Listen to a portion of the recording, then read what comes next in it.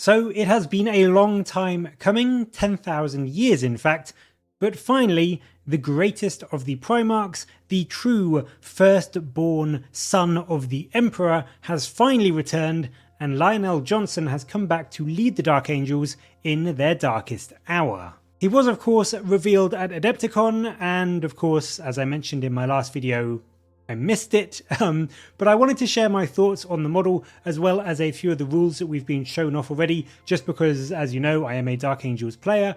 I have loved Dark Angels for over 25 years now, so this is one of the biggest kind of releases and bits of news and announcements that 40k could ever have for me. So the fact that I was away on holiday when it happened is just typical, but here we go. Let's take a look at the model, and I will tell you what I think about it. I think it's fair to say this is probably my favourite Warhammer model of all time.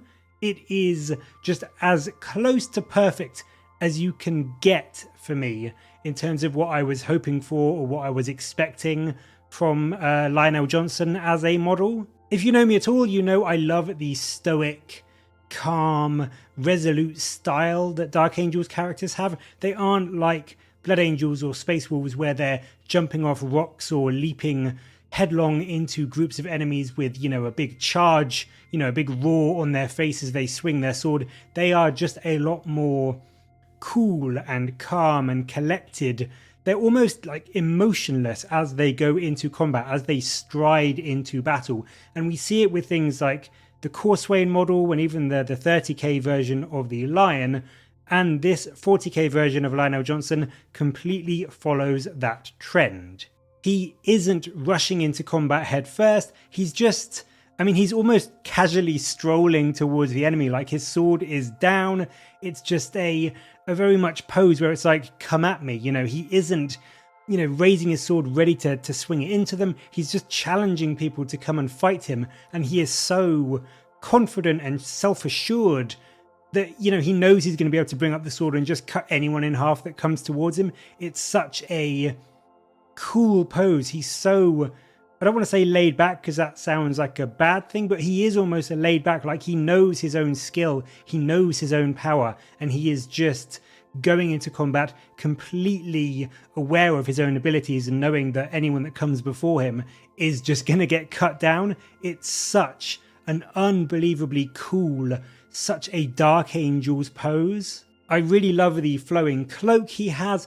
I love the sword itself. It's very simple and very almost unadorned, but it just looks gorgeous. The Emperor's shield is of course fantastic. It harkens back to some of the old imagery from the Horus Heresy, the image of the Emperor standing before Horus as they're about to fight. You can see it. It's actually the Emperor's tilt shield, which kind of says a lot about the lore in terms of, does that shield change size? Is the Emperor just making himself look really big in this picture? Is it just artistic kind of interpretation? But that is the shield that Lion has is pretty much a one-for-one match for the Emperor's tilt shield in that artwork. But I love everything about this. I love the two watches that he has. They are very cool. You can see a little bit of a hand on one of them, which is something that we haven't seen before on watches. They're normally just like empty robes. So that's a really cool bit of development. I don't know whether we'll get a bit more information about that in the Arcs of Omen book, but it's really nice to see. And I think as well, he has just enough bling on him with the crossed sword, the lion imagery on him, and that belt, without going overboard on it. And I think a model like Guilliman, with all of his trim, does suffer from that. It looks a little bit over the top and a little bit too much, whereas the Lion, he looks very sort of ornate and imposing and important, but it isn't too ostentatious. It isn't too over the top. And again, that kind of goes with the stoicism that the Dark Angels have. I love the fact that he has 4 separate head options, which is just a brilliant design decision from GW. It means you can really customize him to look exactly as you want him to, or just magnetize them so that you can change it up between battles. Personally, I love the helmet option and the cloaked helmet option. I think they are the best ones, but even the other two still look brilliant. And even if you do go for them, they will still make him look like an awe-inspiring centerpiece on the battlefield. And if you want to show off his sort of aged, grizzled look a bit more, then you can definitely go with one of those other options to showcase that. So I mean, overall, yeah, this model is just class. Absolute class. It is a solid 9.5 out of 10 for me. There is pretty much nothing that I can say about it that I dislike. Every single piece of this design, this style, the pose, the characterization in the miniature is exactly what I was hoping for and exactly what I wanted. And I just absolutely love it. On the rules front, we got to see his stat line, which comes in at a very impressive, if somewhat expected, strength and toughness of 6 and 9 wounds for that lookout sir protection. He has a whopping 10 attacks, which is kind of just insane, and of course he has a 2-up save. It's nothing super crazy or unexpected, except the 10 attacks, of course. It's similar to Guilliman, and obviously both of them being Primarchs. I think that sort of stat line is what we were all anticipating for the Lion. His sword, Fealty, has a very nice dual profile, which is always very, very handy. In 9th edition, you can swing it at strength 10 with -5 AP and flat 4 damage using his normal 10 attacks, or you can double his attacks to 20 and then he swings at strength 6, -3 AP and a flat 2 damage. So he is insanely good at clearing 1 wound chaff hordes, 2 wound sort of Primaris intercessor level squads, or big enemies, you know, Terminators or even tanks and knights and vehicles. He can basically take down anything by using either of those 2 profiles really, really well. He does on average, not on the charge. I believe he is going to get Shock Assault, so he will get an extra attack on the charge, which will impact this a little bit. But just using his base 10 attacks, he does about 22 wounds to an Imperial Knight, and he can kill pretty much an entire full 10-man squad of intercessors in 1 round of combat. So he really is a great melee combatant, which is exactly what he's meant to be in the lore and the background and the fluff. So he really does live up to that expectation really, really well. However, there is a part of me that feels as though some aspects of his rules are perhaps a tad phoned in. Maybe because it's the end of 9th edition and things are drawing to a close, they just wanted to get out a bit more of a basic rule set for him. But there are a few things that I just don't think are great in terms of rules or also sort of his background. His sword is great, don't get me wrong, but he has no way to ignore invulnerable saves or do extra mortal wounds or ignore damage caps, which means against some targets, like say Abaddon or Ghazghkull, he's just going to bounce off them really, and then be completely at the mercy of their return swings. And then when they do swing back, his defenses are, to be honest, really, really awful. Like, really quite awful. The Emperor's Shield that he has, the literal Emperor's Shield, gives him a 4-up invulnerable save and reflects up to 3 mortal wounds in a phase if he rolls a 6 for his save. That's it. It's really bad, to be honest. It's legit worse than a regular Storm Shield because it doesn't even give the +1 to his save like a Storm Shield does. The mortal wound bounce is, I mean, it's nice, but it's not exactly stellar being capped at 3 when you have things like Kassakin doing up to 6 extra mortal wounds on enemies in a phase. So it's not even like super powerful from doing some extra damage in that respect. It has no damage reduction, no wound cap for the Lion. It doesn't even have feel no pain. It just feels so indescribably plain for what is, again, the literal Emperor's Shield is just a worse Storm Shield. I just don't get what they were thinking. Like, even giving just a feel no pain would have made him a bit more survivable and would have made the shield live up a bit more to what it's meant to be in the fluff. The fact that it just gives him a 4-up invuln and bounces some wounds back, it just seems so underwhelming for what that item is meant to be. They also show off an ability he has, which is called Forest Walk, and this basically lets the Lion deep strike and get a charge reroll the turn that he appears on the battlefield. Again, it's nice, but I mean, it's just dull. And even with a reroll, a 9-inch charge is like a 47 or so % success rate. so he's still not likely to make his charge even with the reroll. It just seems like they had the ability and the potential to give the Lion these cool, unique rules befitting a Primarch and befitting his gorgeous model, and they kind of just went, we'll give him some great damage output, but I mean 9th is nearly over, so we'll just wait till 10th to give him all the really cool stuff. Because I mean, as I said, the shield is really underwhelming, and for something like Forest Walk, Deep Strike with a reroll is just boring. It's really not exciting. And whilst they've tried to play it into how he kind of just disappears and reappears and can kind of come out of nowhere to sort of show his affinity for living in the forests of Caliban as well as his strategic genius, it just doesn't play up to that aspect of his lore, I don't think.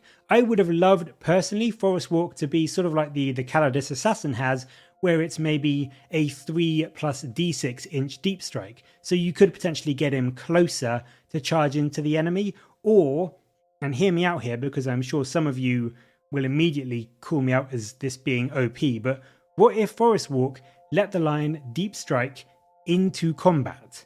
But if he did that, so you could deep strike him normally, anywhere outside of 9 inches, or you could deep strike him into combat, but he had all his strikes last for that combat phase if he did. It would, that in my opinion, would absolutely play up the ability for him to sort of move in and out the forests and just disappear and reappear wherever like the enemy is the least expecting it, and show up his sort of strategic brilliance really, really well. And I think adding that like that strike last caveat would mean it would be super fluffy and strong without being OP, because it would mean you still wouldn't want to send him into someone like an enemy knight or an Avatar or Abaddon, because he would die before he gets to swing.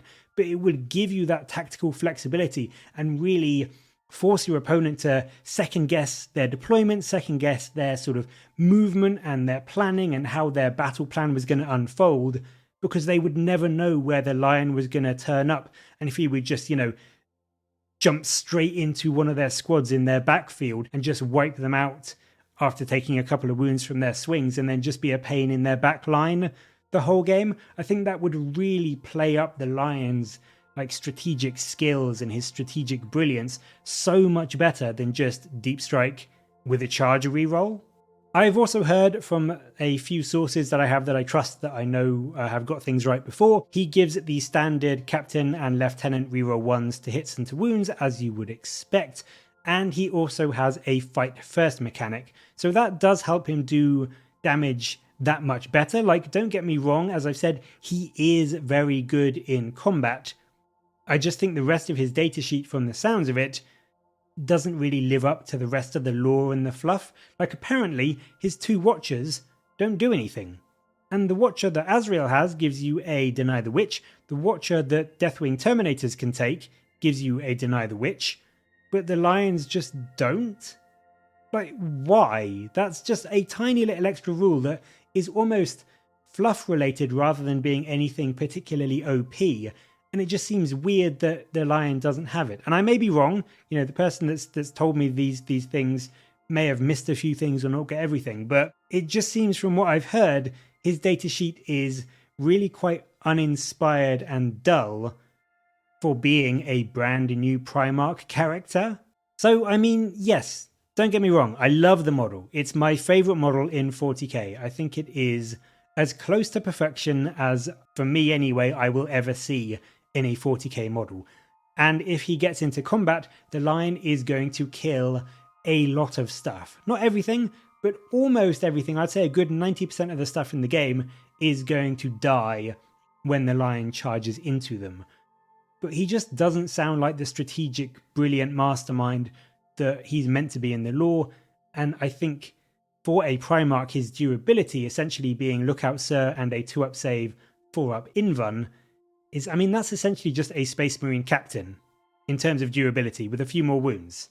Like, it's really underwhelming compared to what I was expecting, to be honest with you. But I do love the model. I do love his combat rules. I just think there are a few things that are either not quite there, or that maybe are going to come in 10th edition, and this datasheet was, I don't want to say just a placeholder, because I don't think it is, but I just feel like maybe there is going to be more thought put into his datasheet when it gets rewritten for 10th edition. And I hope that if nothing else, I'm fine with him being a glass cannon. I'm fine with the line being a glass cannon. The one thing I do wish he had was more of that sort of tactical battlefield flexibility that showed on the tabletop, you know, that allowed you to do more shenanigans and show off just how amazing he was at sort of planning for the enemy and being able to adapt and counter and change his tactics so that you could put your army in a better position. It doesn't feel like he's got that. And that was the one thing that I was really hoping to see from the Lion and from his datasheet. But that's going to be it for this video. As I said, I don't want to complain too much because in general, I think this is a great model. And I think people are going to be happy bringing him. I'm going to be happy bringing him. I can't wait to play him, even if he is a little bit underwhelming. But I cannot wait to play him. So I love it. I am all positive about this. I want there to be more. Maybe that's just me being greedy, but I just want my Lion to have a little bit more. But that's going to be it for this video. I would love to know what you think of the Lion. What do you think of his model, and also the rules that we have seen so far, as well as the potential rules that you may have seen online and around in Discords or whatnot. Let me know what you think down in the comments below. And as always, thank you very much for watching. Please do like and subscribe for more Warhammer content from me. But until next time, I'll catch you later, guys.